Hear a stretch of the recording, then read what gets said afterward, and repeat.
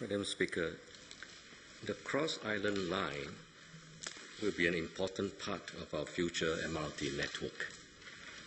It will link east to west from Changi to Jurong, covering more than 50 kilometers with about 30 stations, 30. The exact alignment is being studied. Our preliminary estimate is that commuters from residential areas like Loyang, Pasir Ris, Aokang, Ang Mo Kio, Sin-Min, Bukit Timah, Clementi, and West Coast will make at least 600,000 trips on the Cross Island Line every day. This will place the Cross Island Line higher in terms of capacity and usage compared, for example, to the Northeast Line. The Cross Island Line will also significantly enhance our network resilience, as commuters will have many more routing options with the Cross Island Line connecting to other lines. Let me translate this into simple English. What it means is nearly all of the 30+ new stations will be interchange stations. That means almost every other station you can switch line to another line. So this will significantly enhance the resilience of our network.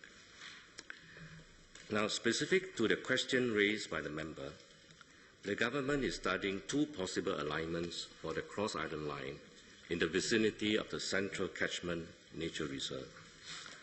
Both options are underground, and construction of the tunnels for this stretch of the Cross Island Line will be carried out using bored tunneling instead of the cut and cover approach. Cut and cover means like a huge bulldozer, you cut through, chop down whatever is in between, and then you build a tunnel and then you cover it up. Whereas with the bored tunneling approach, you avoided all this trauma and damages above the tunnel. And for the 4-kilometer direct alignment option, 2 kilometers will be deep below the Central Catchment Nature Reserve. How deep is deep? About 40 meters. 40 meters is about 12 stories below ground level. And more importantly, at that level, this is what geologists call the hard bedrock level. In our case, this is the Bukit Timah granite. So at this level, there are no vegetation, no trees, no animals. Under this option, there will not be any construction of infrastructure at surface level within the nature reserve. The skirting alignment option, on the other hand, is about 9 kilometers long.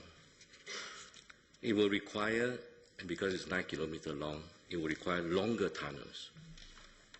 And therefore, you require ventilation shafts, ventilation facilities on the surface.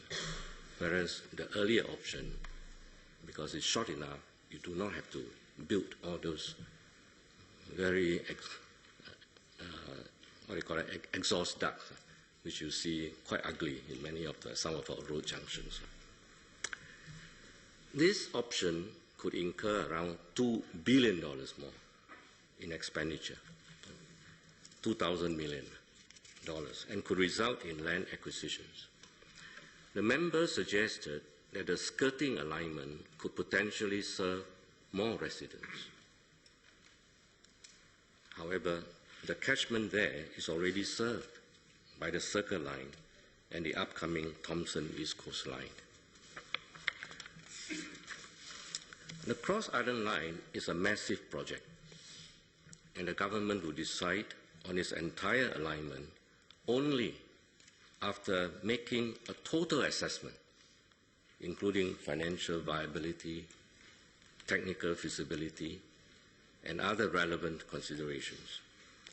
The Environmental Impact Assessment, EIA, is only one of the many studies which we need to undertake to help us determine the best alignment for the stretch of the Circle Line in the vicinity of the nature reserve. Later, my MND colleague will provide some details on the EIA and also describe how the government agencies are working closely with the nature groups on the EIA. It has been a very productive collaboration, although much remains to be done. As the alignments can have different impact on the environment, commuters, taxpayers, businesses, and homeowners, the government has a responsibility to study both options thoroughly. Besides the EIA, there are upcoming technical site investigation works which will allow us to determine the soil profile and the condition. This will feed into the engineering feasibility study. Only after all these environmental and technical studies on both possible alignments have been completed and taking into account the potential impact on the nature reserve, the travelling distance, the time for commuters, the cost to taxpayers, and the potential acquisition of homes and businesses, will we be able to make an informed decision on the project and its exact alignment. There will be many more public consultations so that we can adequately factor in all views. All these studies and consultations may take 2 more years to complete. Meanwhile, the EIA Phase 1 report is available online. Mr. Louis Ng. I thank the Minister for his reply, but I have 2 supplementary questions. One, if he could clarify what is the total cost for the construction of the Cross Island Line, and what percentage increase then is of the total construction cost if we use the skirting alignment. Second, if we do use the skirting alignment, could the Minister clarify exactly which building or which houses may need to be acquired? Madam, the short answer to both questions is I don't know. I don't know yet, because as I said, this is a massive project, and usually we would take easily 4 or 5 years for all the important studies to be made. And in fact, although EIA is published now, this is a product of 2 years already of discussions and consultations in this particular instance because of the interest of nature groups and the sensitivity of the possible impact of any work of this part of the Circle Line on the nature reserve, that the issue now surfaces.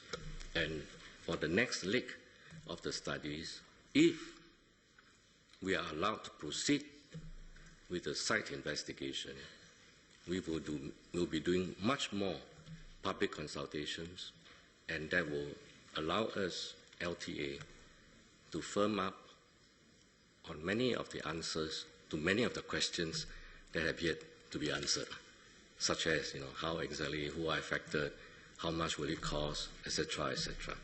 I mean, we have some idea, because this is not the first time we are building an MRT line. We can have some idea about how much the cost will be.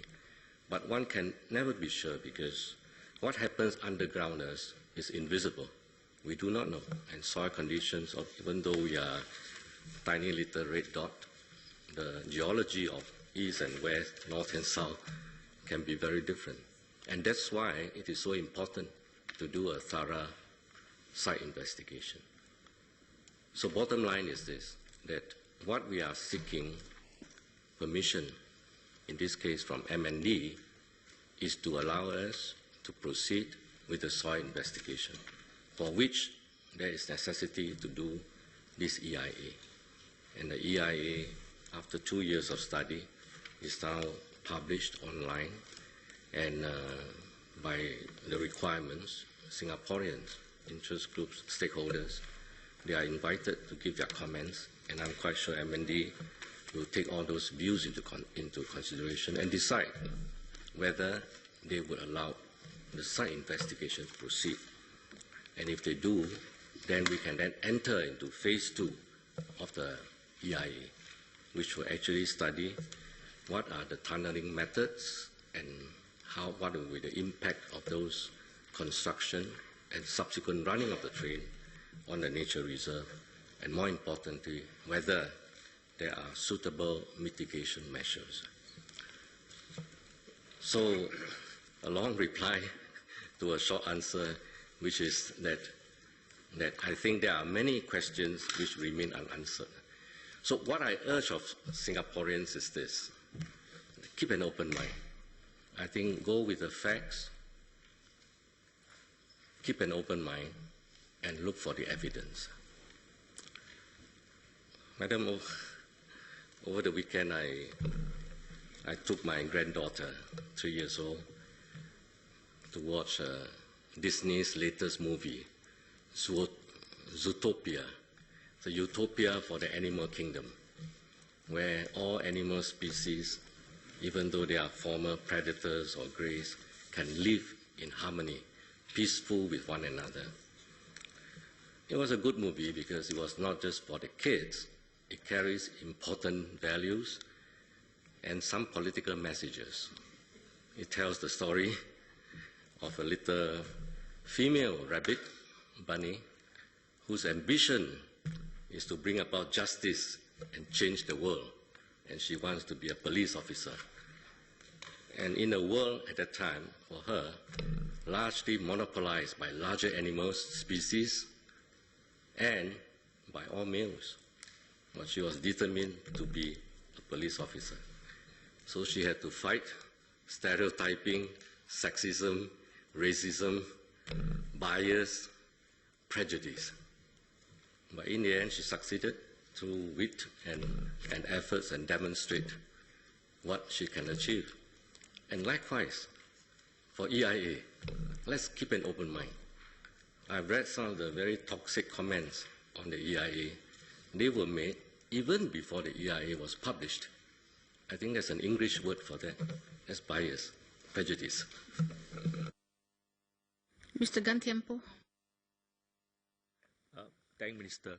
I just want to find out, will maintenance costs also be considered beside the capital costs in your study? Yes, indeed. I think, as I said, this 4 or 5 years of study is a total impact study. EIA is just environmental impact on a short stretch of the line. But our job is to do a total impact study. The impact on the environment, the impact on taxpayers, the impact on the commuters. Because, for example, I should not be biased, I should not be prejudiced, so I'm not opting for one or the other. I'm keeping a completely open mind. But there has been comments about the two options. Of course, clearly, anybody reading the map would know if you take a longer route, it takes a longer time. To the commuters, it means extra time. But media has been putting the figure, guessing the figures, extra 4 minutes. So I asked our LTA, is it correct, their estimation? And they did a calculation. They said, no, not quite. The extra time taken to cross the reserve, if you take a longer route, is 6 minutes. So, of course, some people just comment, well, that's just 6 minutes. I'm not so sure we can just brush aside extra 6 minutes just like that. Because for the MRT commuters, the mindset, extra half a minute is terrible, because we know it. Because when the train has a disruption, an extra 1 minute of delay, they can, within the 1 minute, send off maybe 100 tweets to flame LTA on SMRT. So extra 1 minute is a lot of time, let alone 6 minutes. And that's why in the rail industry, they define disruption as anything that causes delay of more than 5 minutes. And 6 is more than 5.